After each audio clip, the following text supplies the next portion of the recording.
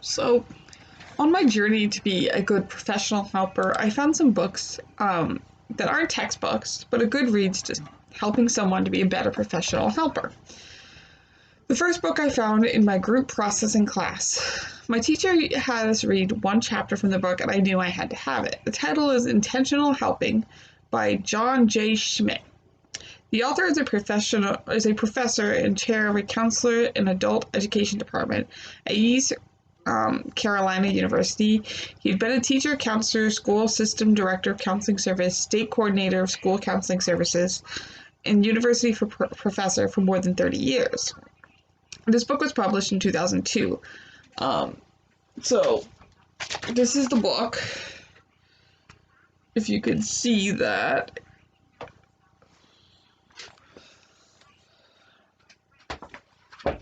I should include it in the thing for references, but anyway.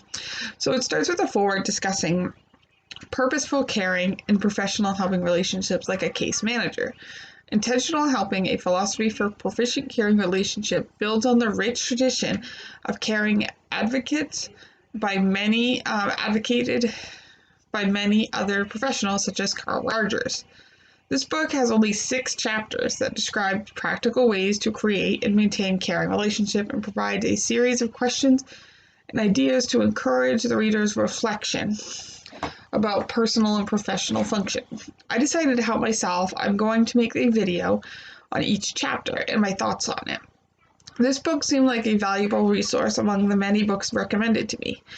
I'm not going to read each chapter from beginning to end. I'm just going to hit the major points and do the reflection questions. So here goes. Chapter 1. The chapter starts out with a quote. As I care for others and am cared for by them, I become able to care for myself. By Nell Naughton. Helping exists in countless forms and in both professional and volunteer relationships.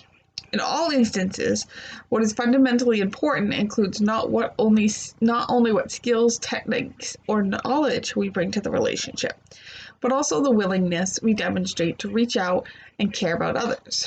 Without sincere care about the people we attempt to help, the process might simply become a mechanistic exercise to accomplish an identified task or assist with a problem. Helping is comprised of involvement, participation, instruction, advisement, and other aspects relating to individuals or groups of people for the purpose of bringing about meaningful change or making helpful decisions.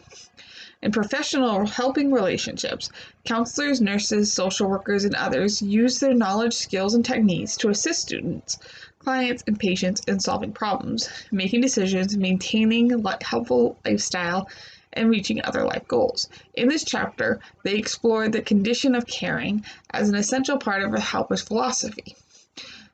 They weren't trying to diminish knowledge and skill, but empathize the intentional union of genuine caring with appropriate helping methods. This book encourages a balance in how we perceive the role that caring plays in all our helping relationships.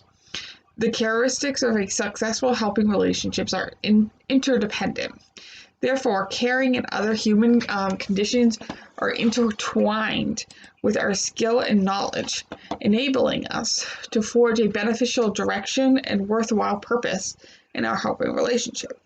Of all these aspects, caring is the most important because it gives every relationship positive direction and a humane purpose. So what does it mean to care?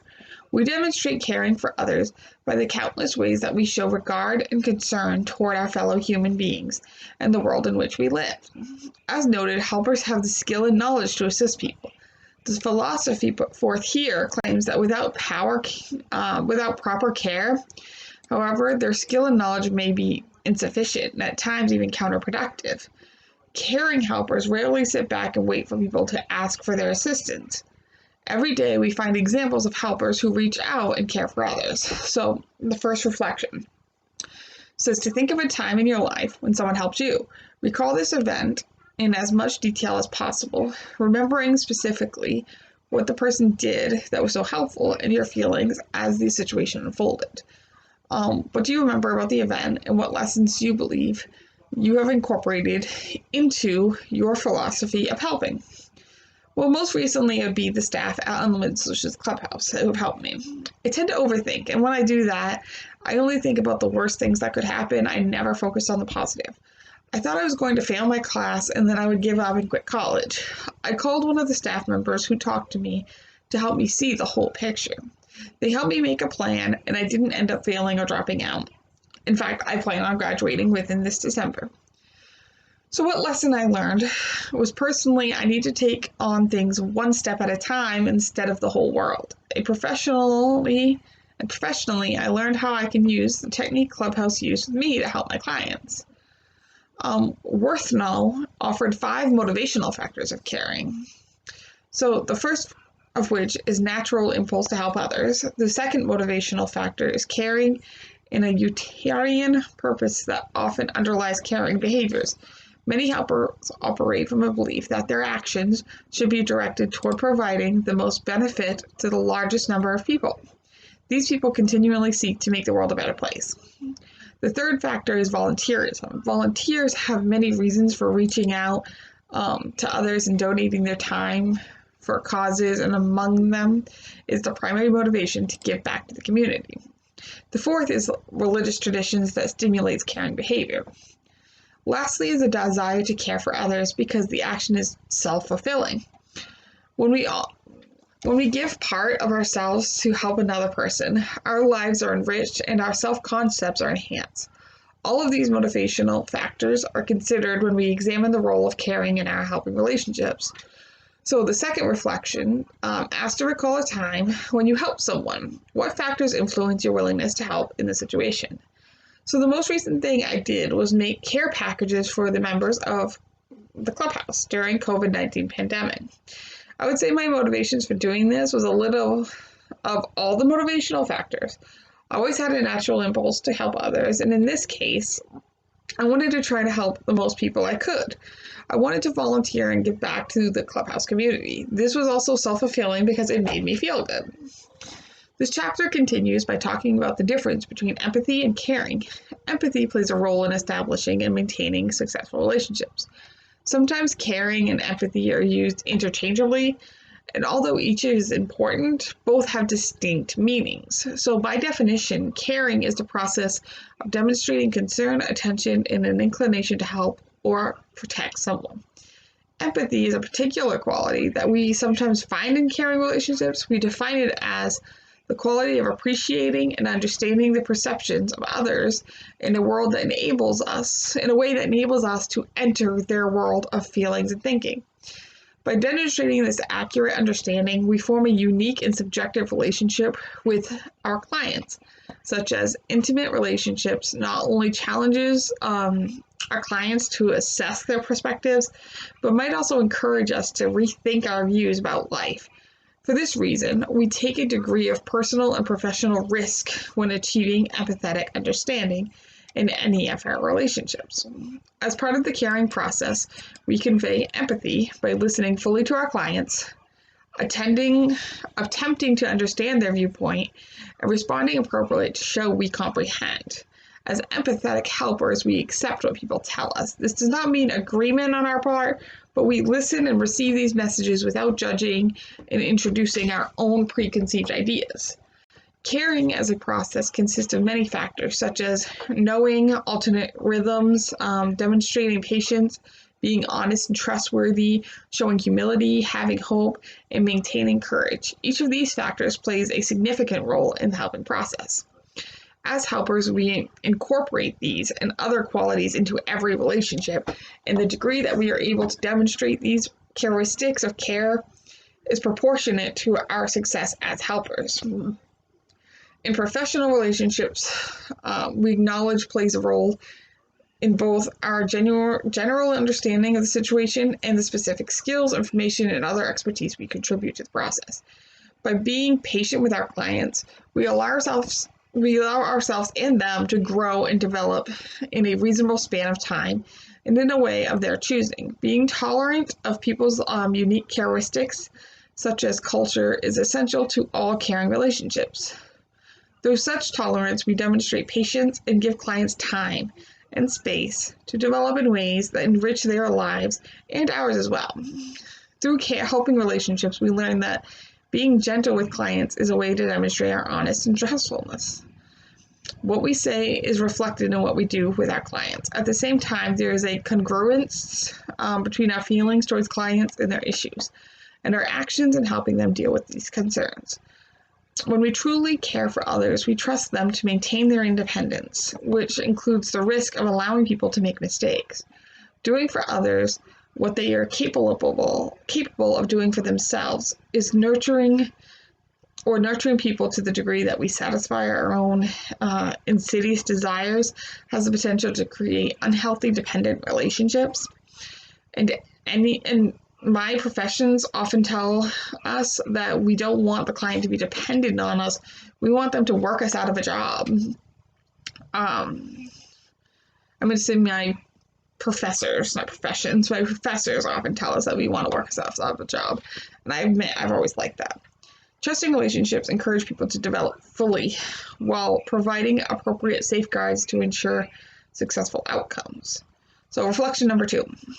A graduate student once asked, "Can you care too much?" The author's first reaction was probably not, but upon further reflection, if caring too much means over-protecting our clients and patients, then we do them a disservice. What signals will you look for as a helping professional to avoid crossing the line of caring too much?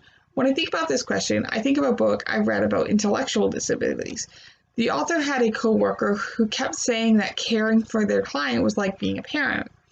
In this book, the author describes why this isn't correct thinking, because a parent is overprotective, not letting their child get hurt. This can cause a case where the caseworker cares too much. I will watch my language to assure I'm not crossing the line and my actions. If I'm doing things for the client without letting them try to do it themselves or support them while they do it, then I'm crossing the line. So the act of caring, in a professional sense, assumes that the caregiver has a certain level of knowledge and expertise. At the same time, appropriate care can only be given if we as helpers have a healthy outlook and are self-confident and have an accurate understanding of ourselves. These qualities enable us to establish healthy relationships with others. So reflection number 3. A mental health worker once reported how disappointed she was that most of her clients seemed to make little progress. And when they did show some improvement, relapse was inevitable. We know that professional helpers are frequently challenged by difficult situations their clients face. What has been your experience as a helper, and how would you respond to this colleague's disappointment? I don't really have much experience as a professional helper yet, because I haven't finished my education to get the knowledge piece. At my current level of knowledge, I've assisted members at Unlimited Solutions Clubhouse with learning tasks and peer support. I took a peer support training that was provided through DHHS. Here, I would start to wonder what the whole picture was. What are the clients doing, and what is the worker doing? Is she trying to do all the work for her clients? Do they not want to let her down and not tell her anything? Everything, when they're especially if they're having a difficult time. I have found that when people try to do too much for their client, they see little progress, but when the client tries to do stuff on their own, they may appear to be relapsing. I also wonder if the colleague had tried just talking to the client to see if there's anything they can do together. Recovery isn't a straight line and it takes time, but as professionals, we must be professionals. So, helpers often work with clients to influence change in their lives. To attempt to influence change in other people without having the courage to examine and learn about ourselves seems misguided. If caring is an essential ingredient in a helping relationship, then learning about ourselves and how we care seems to be an important step in becoming a successful caregiver or helper. Self-knowledge is a lifelong quest, though, for all of us. As caregivers and helpers, caring helpers, it's caring helpers, not caregivers, caring helpers, we learn about ourselves, our beliefs, and our values, as well as how all these characters influence our caring behaviors. Understanding the importance of this self-knowledge is the first step to acquiring it. Once this application is realized, the next step is to establish and maintain a process for self-reflection, self-monitoring, and self-development. Throughout my life, I have been working on self-knowledge. In college and creating videos, I have learned more about myself in 1 year than I have in 26.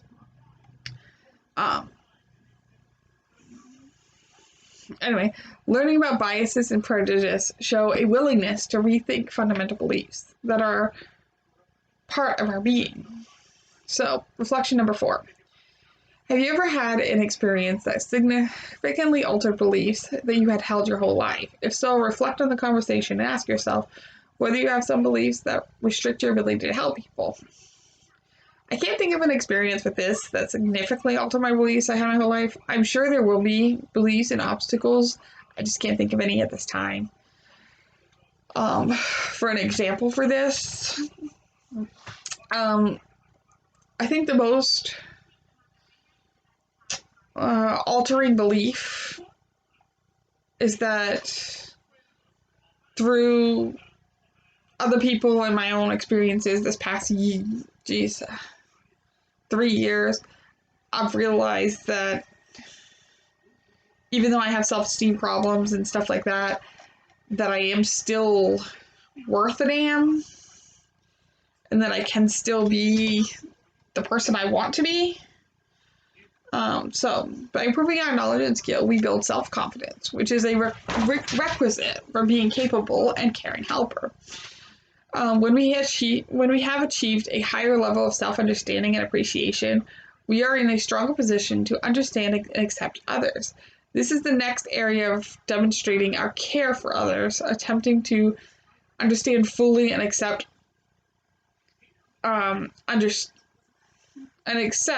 unconditionally the person we are trying to help.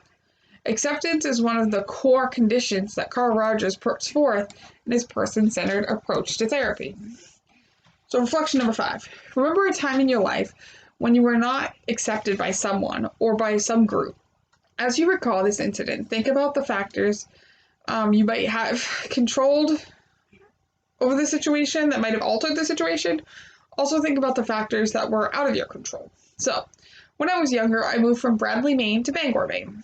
When I started school, I wasn't accepted by most of the kids.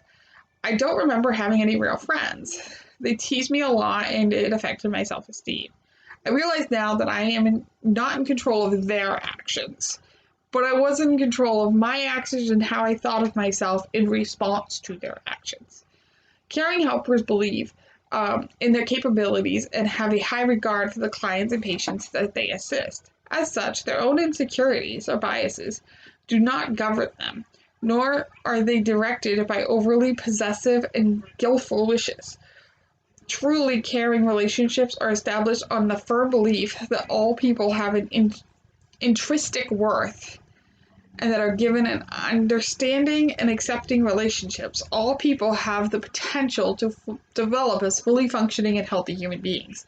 This philosophy extends to all types of helping and across a realm of human interaction and caring. So as noted, every helping relationship balances skill and knowledge applied by the helper with the ultimate care for the person being helped. If we use our knowledge, skill to call on our expertise without caring and careful regard for the patient's feelings and opinions, all our best intentions may lead to less than positive outcomes. By the same token, if we care deeply about our clients but fail to maintain a high level of skill in scientific practice, our responsibility may cause destruction rather than beneficial results. So that's it for chapter 1. There's still 5 more chapters to go, so thanks for watching.